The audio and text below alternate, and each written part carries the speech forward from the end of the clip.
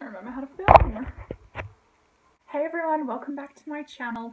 I am here today to wrap up from January to, I'm going to say the end of May. That's probably the easiest to do. I loved all of the comments that I got from you guys, so thank you so much. It was kind of divided as to what to do, so I decided to do just 2 separate videos with a bunch of books in them, if that makes sense, instead of doing month-to-month wrap-ups. So, I only read 2 books up until the very start of May, and those books were Beautiful Darkness by Cami Garcia and Margaret Stoll. I actually listened to the audiobook of this, and I know that a lot of people talk about the Caster Chronicles and they're not really that fond of it, but listening to the audiobook of this was incredible. It was so good, it was so atmospheric, like the sound effects of the rain coming, and there is a song that follows the 2 main characters in this, and it was sung in the audiobook. Was so good and I loved it. I'm definitely going to continue on with the Caster Chronicles in audiobook format. The other book that I read was Fairest. I also listened to this one on audiobook. I couldn't read. There was like something was going on. Like I just had this complete mental block where my brain would just not allow me to read. So listening to this one on audiobook was good. I'm not the biggest fan of Lunar Chronicles. I've said that a couple of times, but definitely getting Lavana's side of the story was good. Then there was the book that officially broke my reading drought. I just needed something that I could throw myself into, that I could become completely engrossed in, and this one did it. Paper Princess by Erin Watt. Now the second book of this one comes out actually today, and I need it. This has been described as like a cruel intentions for teenagers, but I would not say that this is a teenage book. It is about a girl named Ella, and her mother passes away, and she basically becomes the adopted daughter of this family. It has 5 boys in it, and they are the royal boys, and she falls for one of them, and it's all very dramatic, but it's not for like teen audiences. There's some sexually explicit stuff in there, so I definitely wouldn't recommend it for teens. It's more reads like a new adult, but they do go to high school, so some of them go to high school because they're obviously all different ages, and like they all have like amazing names like Gideon and Reed and Easton, and then there's like maybe Sebastian and Sawyer. The next book that I read was The Siren by Kira Cass. I really enjoyed this one. I read it in a day. I know that the opinion on this one's pretty divided, but I found it really cute. Like the main girl, Kaylin, I think her name's Kaylin, she is a siren and she works for the ocean, and she sort of falls for this guy when she's like 80 years into a 100-year sentence or something. But the ocean's like, it speaks to her, and it's sort of like a jealous type entity. Like, I don't know how else to explain it, but I really found that the ocean in the book, I kind of was like, I liked it. I know that a lot of people didn't really like that element. The next book that I read is the second in a trilogy, and I love this author. I read her first trilogy last year. I think I just did a marathon on that one, and having to wait for this one to be translated, oh, the wait was horrible. But that is Dreamliner by Kirsten Gier. This is the second book in the Silver trilogy. They're just fun. Like, it's a cute story. Like, the first book is about a girl, I always forget her name. I honestly can't remember her name, but she's cute. I like her. And she has these dreams of boys from her school, and it's like it's a whole thing. You can go through dream doors and like peek into other people's dreams, but it's just a cute continuation on of that. And the third book is maybe next year. I don't know.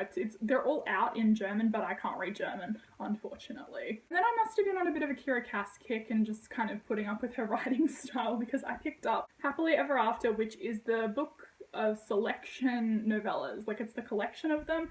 I don't know. I didn't like the selection series at all, and I don't know why I kept going with it, but I did, and then, you know, well, you'll see why. Inferno by Catherine Doyle, which is the second book in, what is it called?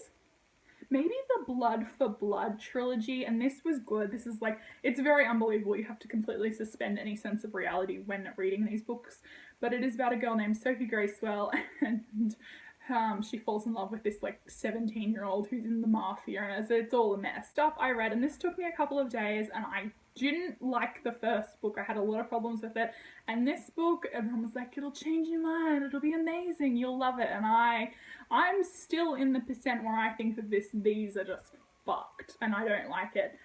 A Court of Mist and Fury by Sarah J. Maas. I think I need to do a book talk on this one, if I'm being totally honest. Like, everyone was an asshole in this book, and everyone was wearing something made of gossamer, and, you know, of course we were supposed to fall in love with him, and I could have tolerated this maybe, if there are only going to be 3 books, but then Sarah J Maas announced that there's going to be like 50,000 more. I'm done. Like, I'm not reading anymore. This was a 3-star for me. Everyone else loved it, but I am still no. Next, I read Gorge by Alex Gino. This was a 5-star from me. I loved this. This was really good. It is about a little girl who has been born into the wrong body. She is trans, and I think she's about 8, so she doesn't really know how to articulate to people, and she feels like not accepted and stuff, and she wants to play Charlotte in the school's production of Charlotte's Web, and she's told she can't do that, and it's not nice, but it's a cute story, and I gave it a 5 stars. Easy by Tamara Weber. This is about a girl, I can't remember her name, sorry babe, who is assaulted out the front of a frat party, and a guy saves her, and no, it's new adult. Like, this was good. I think it was a 4-star from me as well. It's where I just don't know why I read this, because like I said, I didn't even like the selection series, so why continue? But here we are. And that is The Air by Kira Cass. I don't know what I can say. Idolin was an asshole. That's what I can say. She was horrible. I didn't like her. I didn't find the overall story arc of, oh, the people are unhappy, so we should have another selection as like a thing that would make any sense. Like that was the whole crux of the story. Like, oh, we should have another selection because, you know, people aren't happy, we need to distract them. What does that even mean? She had the personality of a wet dish rag. She was such... No, I hated her. And because I'm an absolute sucker for punishment, I decided to finish off everything and read The Crown. Incarnate by Jodie Meadows, and these are probably known around BookTube for having like the prettiest covers of all time. I actually originally read this one right when I discovered BookTube back in 2014, and I thought it was really cute. It was a cute little story, and I want to continue the trilogy this year, so that one was a reread for me, but I hadn't had it on Goodreads, so it does count to my overall reading goal. Oh, I forgot to talk about this one. This one was back in May. Sorry, I've got all of my books covers on the iPad that I need to show you guys, but this one's back from May, so I'm really sorry. I apologize for that one. But it is Dreamology by Lucy Keating. I love this one. This is one of my favorite books of the entire year. It is like it's this year's Isla and the Happily Ever After, basically. It's super, super cute. It's this girl, and every night she has dreams of this guy named Max. They basically meet in their dreams, and she moves, I think, from New York to San Francisco. No, maybe like Chicago. I can't. She moves somewhere. And then she walks, she goes to a new school, and like in walks Max, and he's there, and he's just like, who are you? It's super cute, so good. I love it so much, and I think the cover is so pretty. So pretty. Is it pretty on the inside? Kind of. Another one of the series that I really, really wanted to finish this year was The Soul Screamers, and I had originally read the first volume. I was recommended it by Jen at Today in Jen's Library a long time ago, and then I'd gotten maybe like 480 pages into volume 2, which was so stupid. I could have just kept going because it's like nearly 700 pages, but still, like there's a couple of books in here as well as novellas and stuff. So I read this one, and I was just like, oh my god, I love this world so much. It's about banshees, for those of you who don't know, who haven't heard of it, and banshees is something that you never really see in YA unless it's like a passing thing. But I love Teen Wolf. It's one of my favorite shows, and there's banshees on that, obviously, if you're all up to date and you know everything that's going on. So I just loved this. I was like, yes, I've got to read this. It was really, really good. I think I gave this one a 4 stars because some stuff does happen and it makes you want to read it, but I decided to read one more book before I became absolute trash for Soul Screamers, and that one is The Potion Diaries by Amy Alwood. This is really cute. I would say this is sort of like a lower end YA, like maybe a tween sort of middle grade-y type one.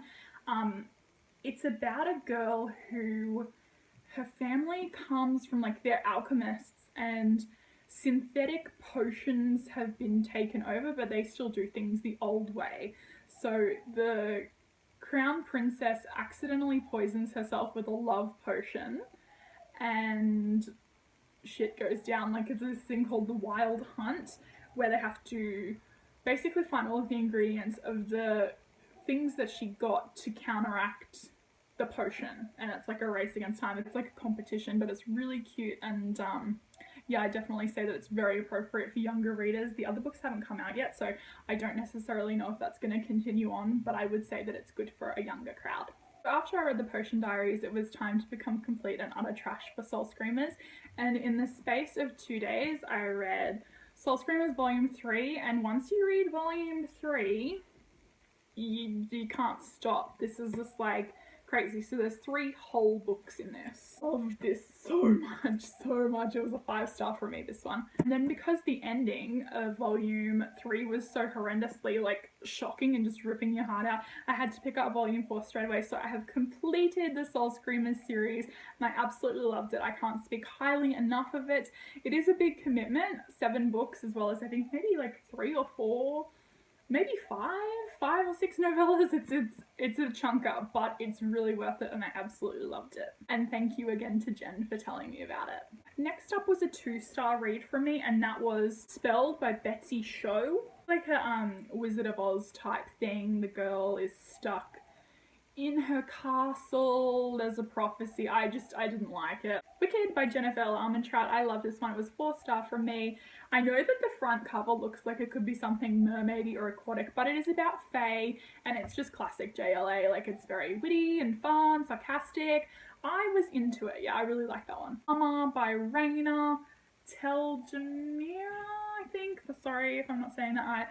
And the last book that I'm going to talk to you about before wrapping this video up is Archer's Voice by Mia Sheridan. This is just a new adult contemporary sort of romance as a girl with a tragic past who meets a boy with a tragic past, who's a town recluse, and it's, you know, it was a 4-star read, but it was very much a very guilty pleasure. I think that all of Mia Sheridan's books are going to be a guilty pleasure read for me. Thank you so much for watching this video. I'm really sorry that it's a bit long, but I will be wrapping up the rest of the books that I read probably with my July wrap up. I'll just have a little thing of things that I read in the rest of June because I just kept talking and I didn't realise where I was at with that one, so I hope that you have a really wonderful day wherever you are in the world, guys. I will see you soon. Bye.